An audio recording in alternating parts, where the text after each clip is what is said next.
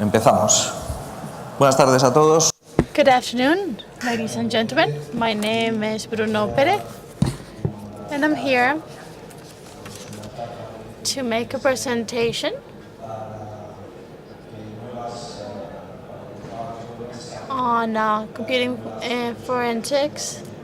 The idea is to motivate youngsters, and I'm going to address forensic computing with very basic concepts so that people understand what this is about. I'm not going to talk about applications, and when we finish, I'll be available for whatever questions you may have. So, let's compare between an autopsy done by an anatomic forensic and an autopsy done by a computer, so that you understand what forensic computer technicians do. My name is Bruno Perez. I come from Figueres in the province of Girona. To the east, you probably know David, a colleague of mine from my same area. Dali, the painter, comes from my town. In this image that you can see, well, of course, this is the tomb of two very famous people from Figueres, Dali and Pep Ventura, who invented the sardana, the traditional Catalonian dance. And we also have the inventor of the submarine buried here. And one night, the cemetery is lit with hundreds of candles, and there is a guided visit around the cemetery, and it's quite interesting. I myself would like to participate in this ritual.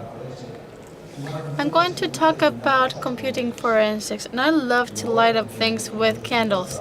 And then I'll explain to you why I like to lit things with candles.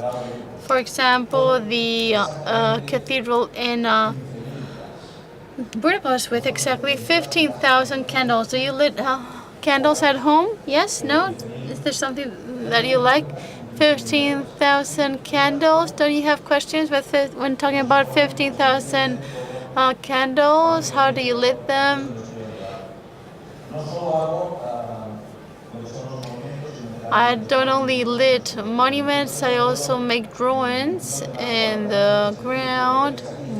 Huge, large-scale drawings, 40-meter drawings. Here you have some examples.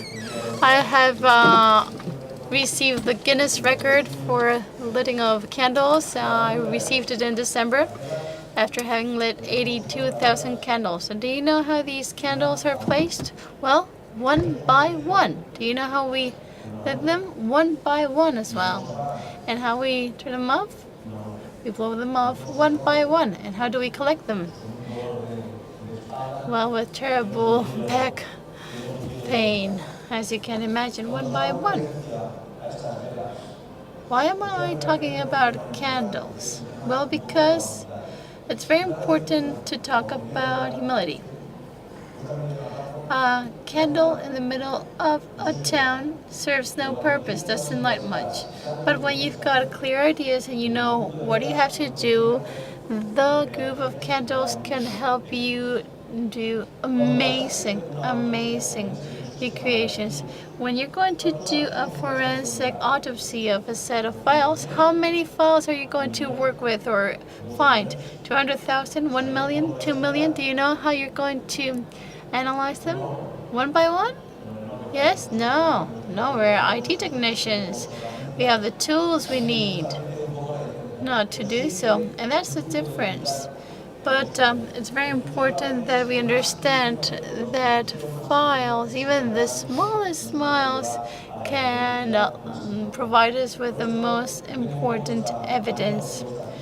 That's why, well, this is one of my hobbies, And it's a good metaphor to explain that your goal will not be reached overnight, but little by little. What matters is that you progress little by little. Sometimes you find yourself working with cases that are very complex, and think about candles, about this idea of living one by one. And out of these 4 characters, one is very important, which is the forensic doctor. When we run around the cemetery, and I'll share with you an anecdote if we have time. This man explains the medical aspect, i.e. how people have died during this night tour. His name is Narcis Bardaleta. He was the director of the Forensic Institute in Spain. He is well known internationally. I don't know if you remember the terrible tsunami in Asia. He was the coordinator of the international team. So he's a renowned professional. And he's a close friend. He comes from the same town as me. He also has candle lighting as a hobby. And during this night tour, someone said that we had 2 forensics during the autopsy room. And people know what medical forensic doctors are, but nobody is familiar with computer forensics.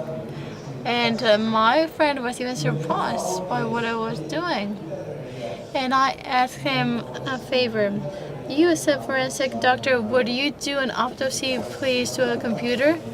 And my colleague said, have very basic knowledge on technology.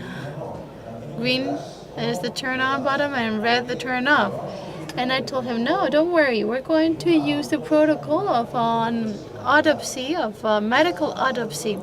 This presentation is a presentation that I make in schools. And schoolers are often very much surprised by what I say, because it's true that many of them are familiar with the idea of forensics thanks to TV shows like CSI.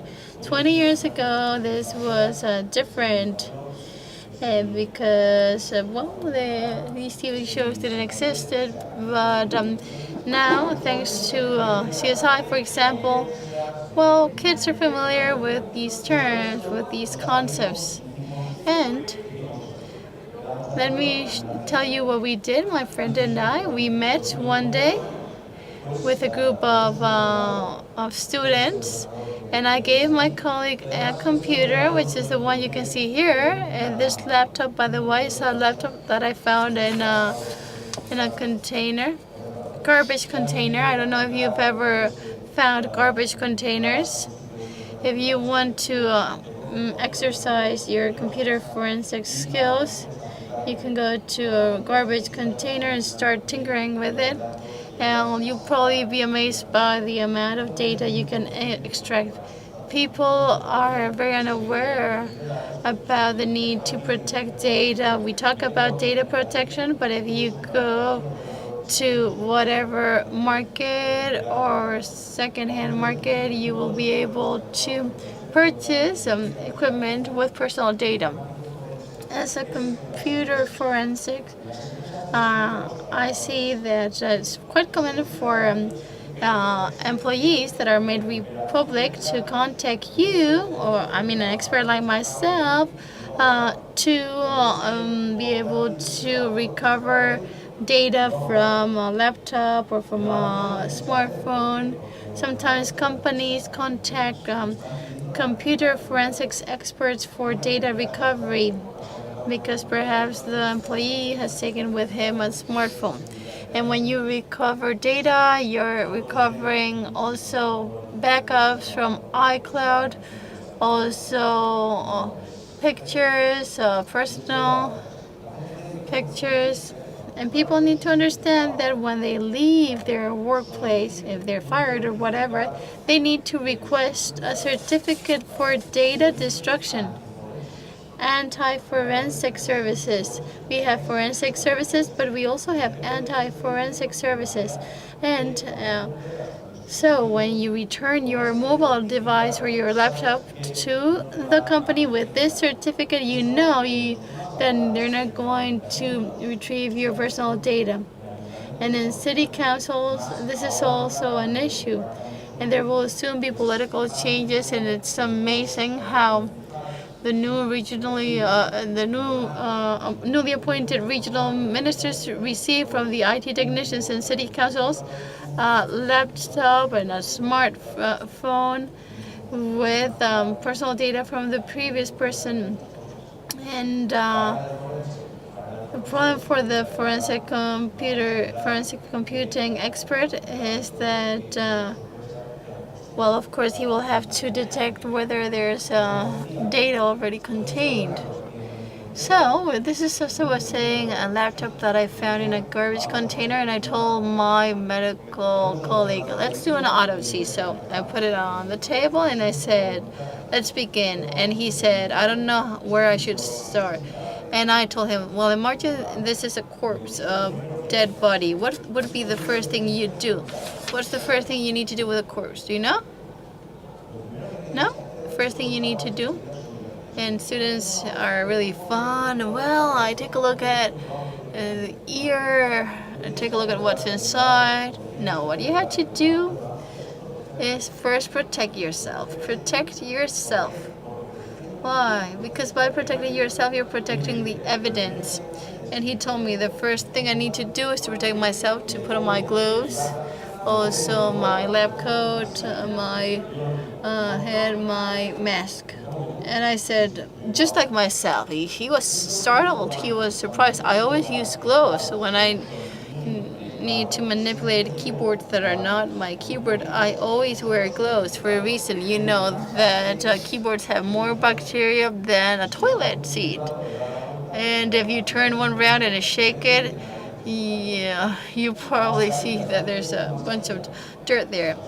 And the mask, you know that laptops have ventilators, and there's much dust and dirt accumulated, and nothing goes inside my lab without going through the compressor. I myself don't breathe that air. I wear a mask, and you always need to wear gloves because sometimes you need to extract a hard drive or clone a drive, and the notary is there with you in order to certify the process, because you need to make sure that the evidence is protected, and the notary is controlling that everything is done as required. And then the lab coat. What do I wear a lab coat? For two reasons. First, to access to my glasses, and second, because it's almost like a click, a commutation, to know that I'm in working mode. Throughout my career as a computer forensics, I've made big mistakes. At times, I've even destroyed evidence because I was in a hurry, I was under much pressure. For whatever reason, I've made mistakes. And lab coats help me, understand that I'm more in working mode, and help me be more concentrated on what I do. You can destroy a piece of evidence that is essential, vital, and that can lead to perhaps not arresting the perpetrator. So we need to be protected. And as I was saying earlier, there are many similarities between medical forensics and computing forensics. You may be surprised by this. And I showed my colleague this picture. This is a guy that has manufactured his own vacuum hood, and he's assembling a hard drive using gloves, as you can see. I also explained my colleague that there are many similarities. Take a look at this slide. And on this slide, we can see how the incubator is very similar to the clean working station where the headers of disk drives are disassembled. In the world of medicine, there's a great number of similarities. On the one hand, we have the GPs, the general practitioners that help you with general minor health issues. And then they refer you to a specialist. And then we have people in an upper level, the researchers that are doing research to produce new drugs that will perhaps save our lives. And they're at the same level as hackers. And we need to, of course, pay due respect to hackers, because sometimes they give us a pill and they tell us this will help you heal. But how many clinical trials have had to be done to approve that drug, that medicine? In the world of cybersecurity, this has to be explained as well. You need to explain the entire process. Computer forensic professionals need to be very, very organized. Not everybody can be an expert in computer forensics. It's not just about having basic knowledge. It's also about attitude, about the mindset. Who can and who can't. If you take a look at the communications rack, you can tell. Sometimes you have people that comes from the systems administrator, and if you see that his system has all the assets listed and he knows what the IPs are, everything is well documented, the cables are well laid out so that everyone can know how the system is set. Well, this person can be a computer forensic, but this other profile person that uses Post-its, that is a bit lost, can't. If you touch a piece of evidence and then you need to go to court, you need to demonstrate or prove that the steps you take, should another person do exactly the same, and the same results should be obtained, exactly the same. That's why it's very important that we talk about attitude. Computer forensics are very organized, very much so, and they need to be very, very patient, always. This is one of the most distinctive features. Once we are protected, we have our autopsy. What's the next step? The next step would be documenting as much as possible the evidence collected with pictures, with videos, etc. And this is something that forensic doctors and forensic computer technicians share. So it's a matter of collecting as much as you can. In our smartphones, we have wonderful cameras. You need to picture absolutely everything, serial numbers, whatever. Everything. I was one of the first who had to set up a forensic computing lab in order not to break the chain of custody. When you receive a phone, it's recognized by the notary. And how can I demonstrate that I'm not manipulating the smartphone? Well, in the lab, I set up an equipment made up of 12 video cameras. There's no dead angle. Everything is recorded around the clock, 24/7, since the time I break the precinct till the moment I place that seal once again. Everything's duly recorded. And sometimes it's 2 hours or 3 hours. Everything is duly recorded, duly documented. What else can I say? Recording, documentation. Let me give you a piece of advice. You need to work on a real-time basis. Not a matter of saying, today I'm going to extract, and in 2 months' time I'll check it out and I'll draft the report. No, it doesn't work like that. Memory fails, and the older you are, the more it will fail. So this is a good piece of advice to you. As I was saying, we need to document everything. We've perhaps done 5,000 pictures. The next step of the autopsy will be to examine the body from the outside. And students say, yes, we're going to look for bruises, for scratches. These are the signals that you need to look for. Aside from bruises and scratches, well, tattoos, for example. You know if this person used to be a military, biker, whatever. In an autopsy, in an IT autopsy, what are you looking for? Well, it's exactly the same. You're looking for marks. You're looking for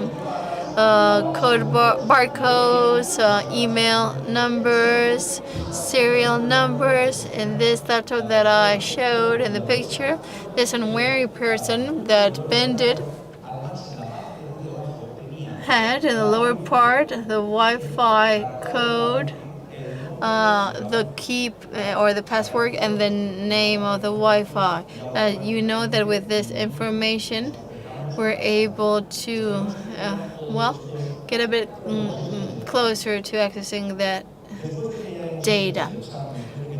Once this examination has been conducted and everything is duly documented and we've registered all of these marks and codes, we need to tinker with it. We need to open up the carcass.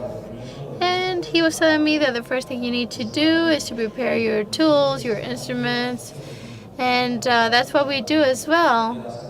And as for the tools that I recommend you, I recommend you to have the typical tools you would use to disassemble phones, because laptops have are becoming more and more sophisticated. Let me explain to you how we work on a daily basis in a forensic lab.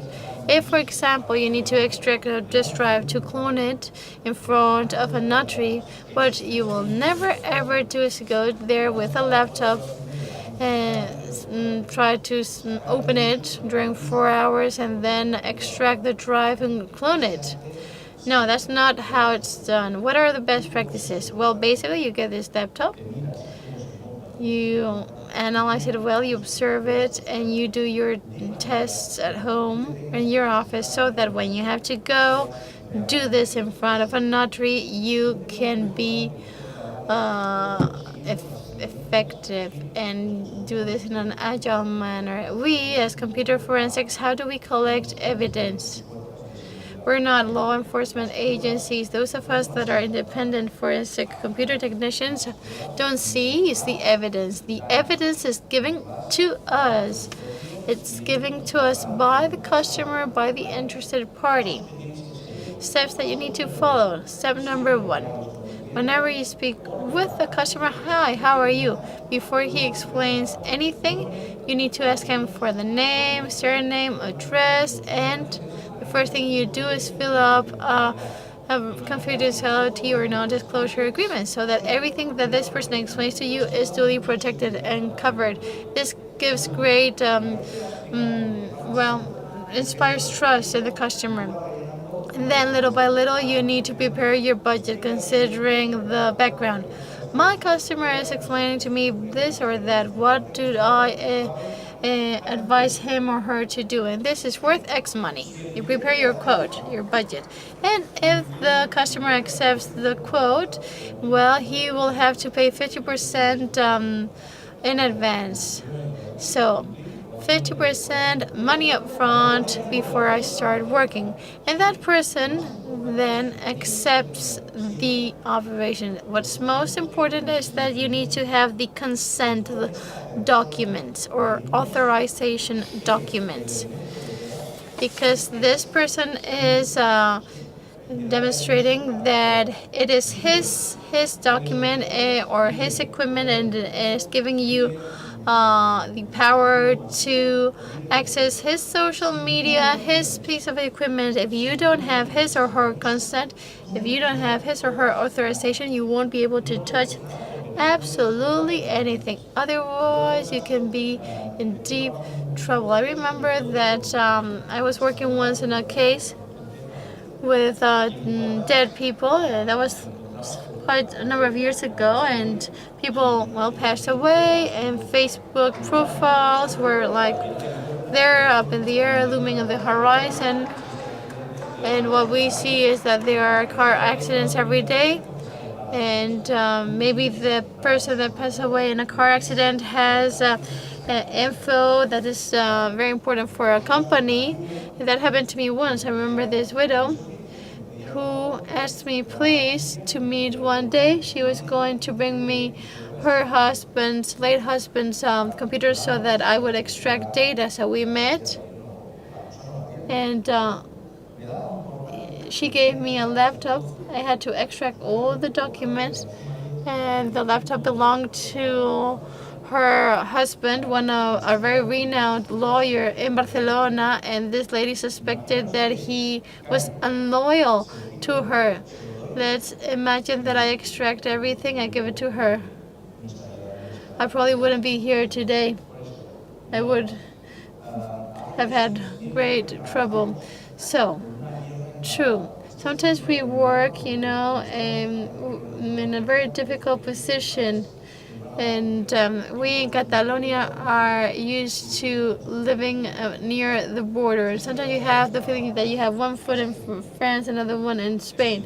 And as computer forensics, sometimes you have the feeling that you're like on the boundary. But there is a limit. And my advice to you is to make sure that you don't exceed that limit. And because when you go to a hearing, a court hearing, and when you have to defend your report, and this backs you up, it's very important that you know where the limits are. Another piece of advice to you. Good. So, we're going to open the laptop, the smartphone. You need to do this first in your office or at home. We have the tools. And you do double click and you get the top. And you see this man was hallucinating, and I said, what do you see? And say, let us think this is the corpse. And I made an important mistake there. I thought I was too smart. That's why it's important to be humble. If you're going to work in new technologies in computer science, there are not experts. Things change so fast, and experts do no longer exist. So you always have to be humble, and just some advice. You have to learn to forget. Because today you're working with some tools that make you feel comfortable, but after an update, everything changed. So what you did before is no longer useful. So you have to adapt yourself. You don't have to linger on the past. And as I said, I was smart as, and I said, Dr. Narcis, I know that for forensic, when you open up a corpse, there's a technique. They draw a Y letter in your body so you can extract the different body organs, and the same about the head when they open up. And he said, no, that's Halford. And I use a Strudel's technique. And he explained to me that he cuts from the hip up until the lower arm, then opens you up, so in order to extract your body organs. And that's when you remember your mother telling you or telling me to shut up. And that was the time that I realized I was not going to say anything. So we have our computer on. Doctor looks, and I ask him, what do you see? And he said, I don't know. And think that they are body parts. The most important is the hard disk. Here we have all the parts that we're going to examine. And I explained to him that the first thing to be done is to clone the evidence. He said, how do you clone it? You just have to imagine that you have a corpse, and with a printer, a 3D printer, I do an equal corpse, and you work on the copy. But the original, you just keep it in the freezer. And this is cloning. So there we spoke about the difference of autopsy with a living body or not. And he said, of course not. It's always with dead corpses, but we have to do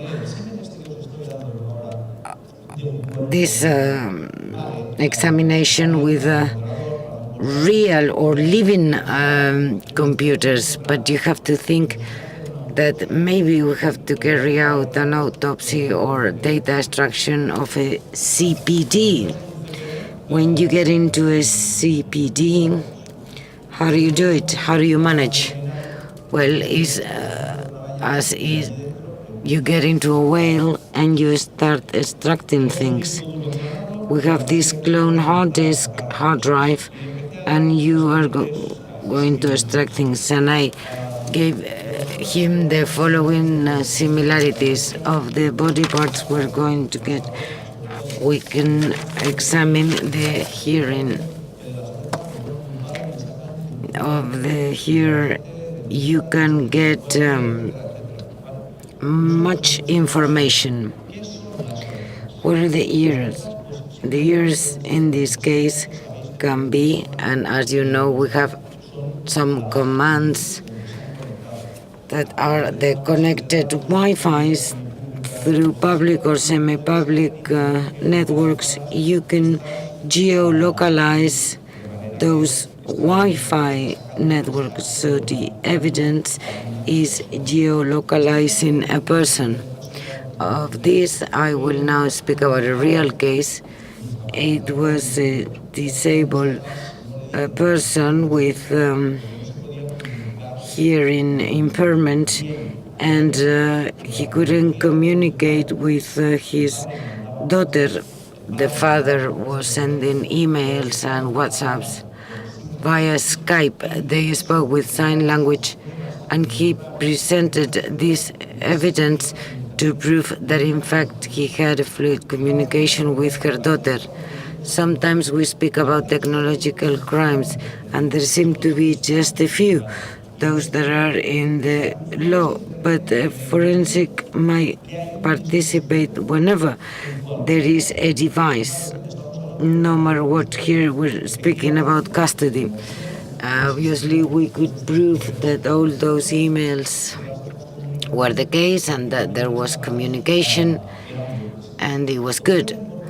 Something else related to forensic is that you have to ratify your report in front of the judge. Here, we have to be really technical. The specificity of a forensic is that you have to know a lot about many different subjects. Good forensics are those that have a long experience. There are things in life that require experience. They should come from the world of programming so that they have really high knowledge of OS. At least they should know how a file system works. You know that in our profession we see that there are many intruders, and you should have at least you should have a formal education. At least you have to be an IT expert. Some people do not even know what a metadata is or a file extension, and this happens at court when discussing with the other party. In addition to OS, I believe it's important to come or to have knowledge about the world of systems, to have knowledge about virtualization, but not only to have heard about it, but really to be knowledgeable. And I come back to the example of the candles.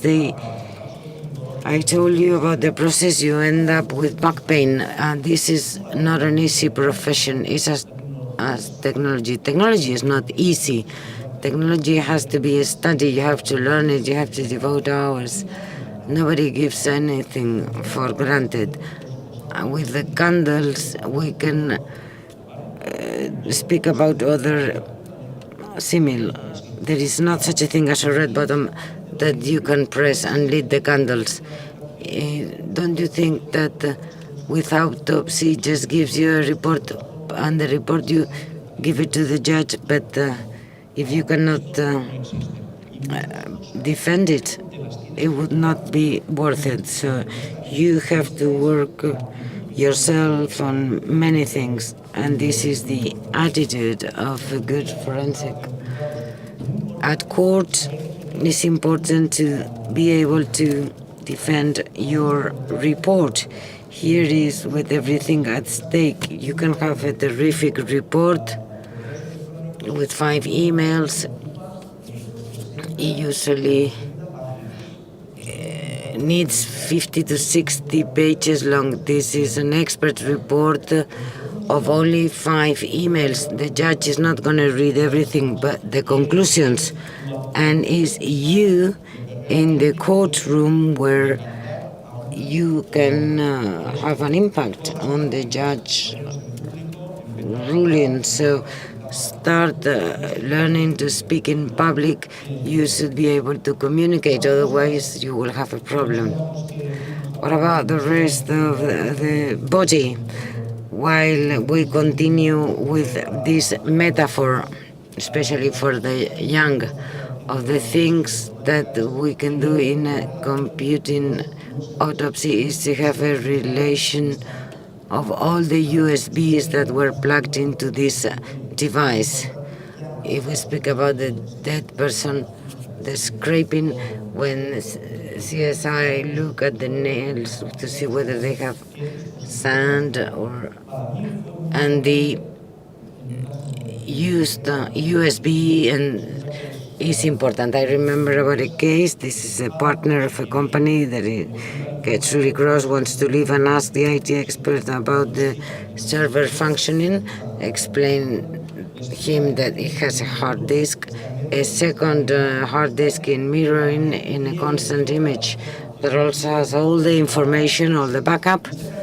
And this person remembers this data, says, okay, there are 2 hard disks that are equal. It's very clear to me. So what did he do? One day at night, he entered the office that had 24 security cameras. He gets in, he introduced his code. The cameras were recording. He got close to the server.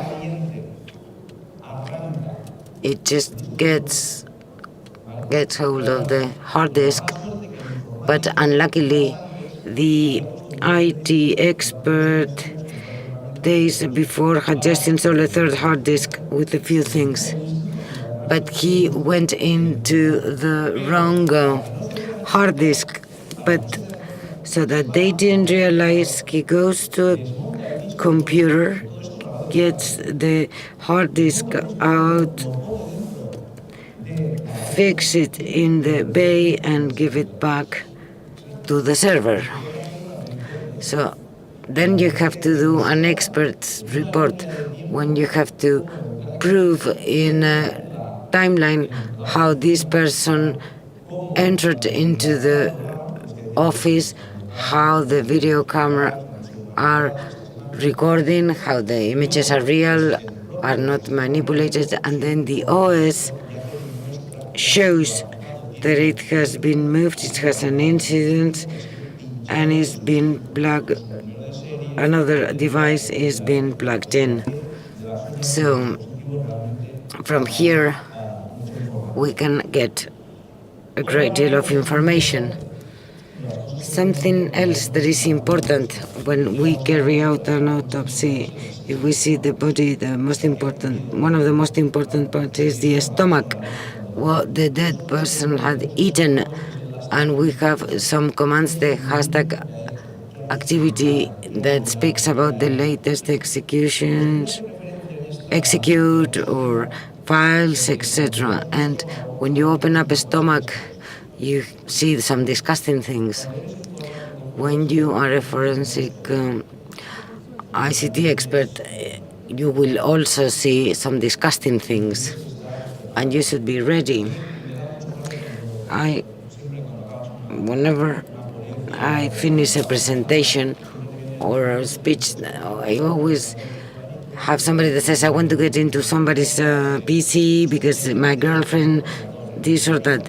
To get into a third person private life can be a dangerous thing. You should think that we are humans, and sometimes we see things that are difficult to digest, and as humans we might fall. So another similar with the 15,000 candles. I didn't put them, all of them, but together with a team. I was leading this team. If you're going to be in the world of forensics, you should have good colleagues and friends, even more. you know that you are under disclosure, but sometimes you should explain what you're touching without giving data, but you need it. You should also think that some years ago, the world of cybersecurity and forensics, we only had one textbook a year. Now we have so much information and we cannot manage all.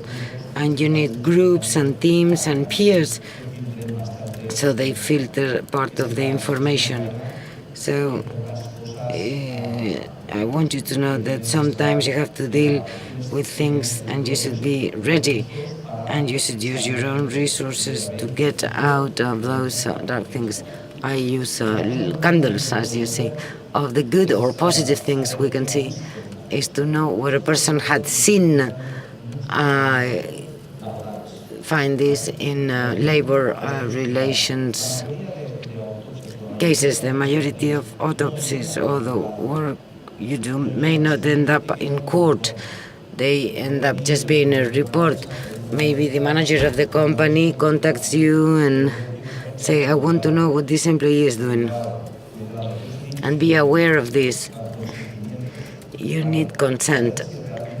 Whether you can or not look into somebody's computer, and then you can do a report explaining at what time this person logs in, whether it's working, whether it's checking on the work, or just surfing the net, looking for different subjects. So we have those tools that allow us to see what they see. About what they see, this is just a demonstration, even though it's in Catalan. Sometimes what you see is not what it seems. And here I like to speak about false evidence. Forensic, their duty is to find the truth. On many occasions we see false evidence. Evidence can be manipulated. You can modify WhatsApp conversations. First, how can you know that this conversation is false? Just at the first sight. You know it's false because it's 1921 and it has 72% of a battery, and this doesn't happen at home. This is one of the demos when you speak with charters of lawyers or judges. You say that, tell them that evidence can be manipulated and that there are some applications that allow you to make the perfect simulation of a WhatsApp conversation. This person might tell you that the conversation, he eliminated the conversation, but he has just a screenshot, and this is what he or she might present. So you have to prove whether this is true or not, because a person can have a problem, a very serious problem. So be aware of false evidence as this one that, you know, you can also simulate a Facebook conversation, a totally faked Facebook profile. You know that Pokemon, what people learned was not to look for those, but they learned to modify their GPS position. Now, to all this generation of Pokemons that will, from here on, they will have a mother, or they will have a girlfriend, they may fake the location they're in. And here I come to the most interesting part. The forensics like to have a woman, not because of that, but because women give more information that men you can have, whether they had sexual relations or not, what has inside, and provides more information. Now, here I'm going to explain something related to Facebook blackmail, and I made a protocol to be given to all law enforcement bodies so that they could help people. And I will explain here that you don't have, or you don't need technical knowledge. Of my profession, I can tell you that what is really fulfilling is to be able to help. You find situations when you see that people need help, and about this example is not technical, but you help the person. This is a true cases. The day before yesterday, just before getting the plane, this girl asked for friendship. Do you think it's normal? Yeah, it's normal. Why? It's normal that this type of woman, of the thousands of men in Facebook, has chosen me. It shows that she's smart, she has a good taste, and she shows many things. But it's not only that. But her friend also sent me a friend request. Those are the profiles that are used. And you know, it's the typical Facebook blackmail. A very good looking, striking looking girl sends you a friend request. And you have to be humble, but people get into the trick where nobody to judge when we work along a victim. People that we're dealing with, all of them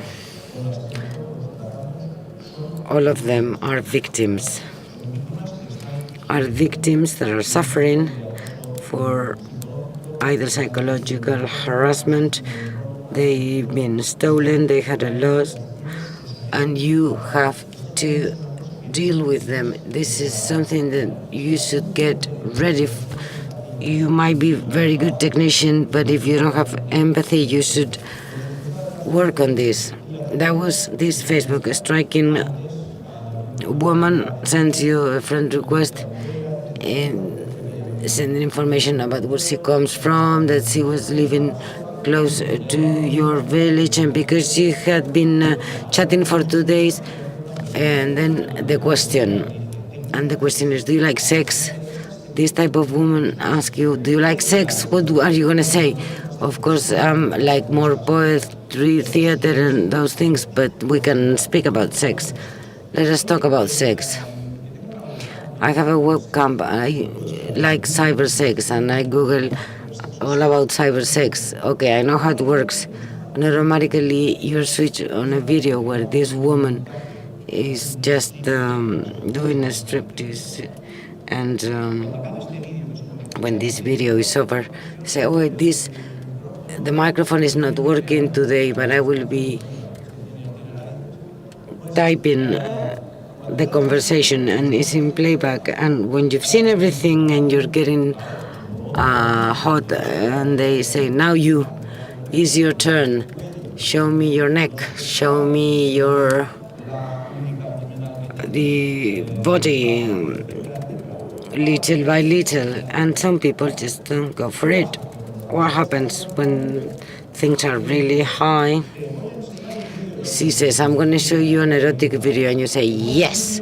You see the video, and you are the main character in this video. You've been recorded, and then it's when you move from a fantastic situation into having a real problem. They have my penis somewhere in the net. And then she says, I know who's your girlfriend, your colleagues, and your family. I'm going to, or you pay me or you will have a problem. And many people really get blocked because they are under a shock. Now, the problem with this blackmail was that many people just kept silent and just paid. And you have a problem. If you pay the first day, you will pay the second and the third. And the second day, this woman will not get in touch with you, but her quote-unquote sister. And then you will have to go on paying. People that didn't refuse to pay, they went to the law enforcement body saying, I have a problem. You present a claim. And then, well, the case is quite difficult to explain. And what happened that you went to your house with this note and with a great problem. Once you got home, the criminal went on I found cases where people were really bound to do any crazy thing because of the stress. And there is a trend that they are recording you, and when they go down and there's a camera movement with some shading, and they continue with a body that does not belong to you. It's another one, but also a 9-year-old girl, and the title of the video is Mr. X. A pedophile is masturbating in front of a 9-year-old girl. And if this is in your social media, you will really be in trouble. So I created a protocol about how to act in this situation. The only thing you have to do is keep calm, cut the communication with the criminal, with the person, so that she can no longer contact you. They are just mafias. They don't care, they don't give a damn about you. They just want to reach a next number of people. I found situations when I was speaking to the criminals in Spanish and they were talking in Italian, or so there was also a translator. So let's see that you only interrupting the communication. That's a good solution. And we experts, we should help our society and people, because this is just a serious problem. I just have 5 more minutes. I spoke about the web browser, and one of the things that we can do in an autopsy is to get the passwords that are hosted in the browsers. This is very useful when you're dealing with dead people. This is something that is going to be very much discussed, digital inheritance. I went across a case about a woman, 40-something-year-old. She died in a car accident.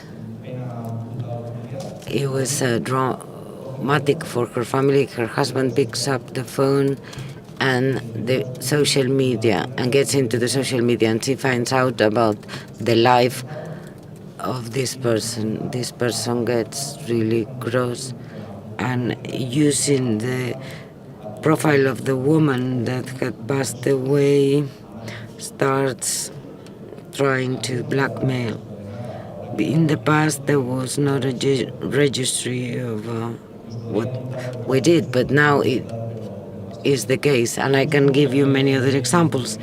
The same can be said about the mail password. So you can get all passwords, and you know that once you get some passwords from the browser and the email,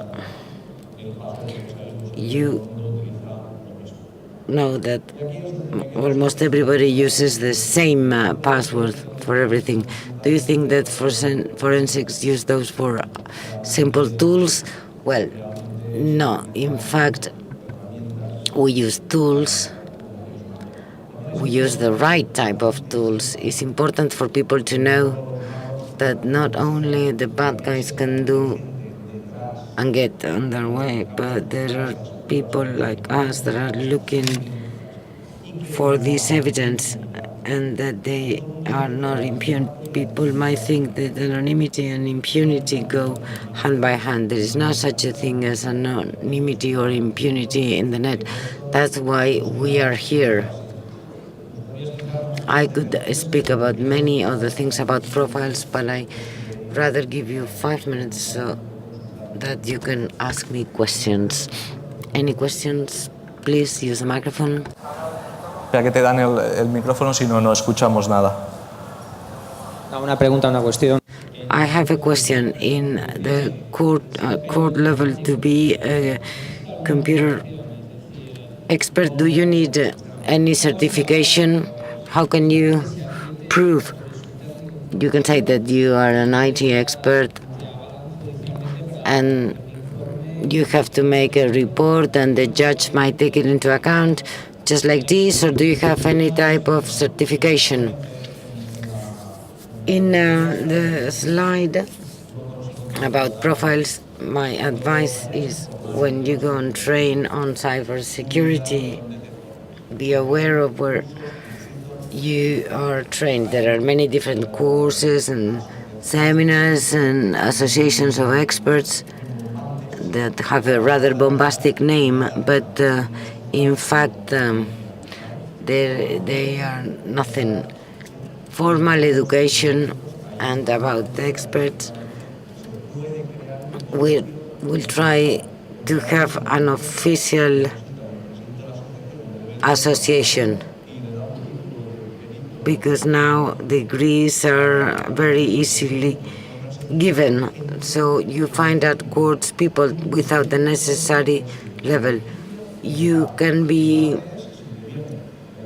and act as an expert from for the court or by a third party, because you are in a list and you are called. But unluckily today you only have to prove that you have an expertise.